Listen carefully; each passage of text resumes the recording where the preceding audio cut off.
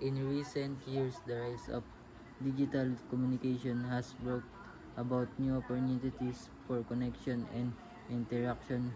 However, with the advent of social media, online forums, and messaging platforms, a, dark, a darker aspect of the digital world has emerged. Cyberbullying refers to the use of technology to harass, intimidate, or harm other, unlike traditional bullying, which usually takes place in physical space like school. Cyberbullying can occur at any time and in any location, making its effect particularly insidious. This essay will explore the harmful effects of cyberbullying, its cause, and potential solution to mitigate its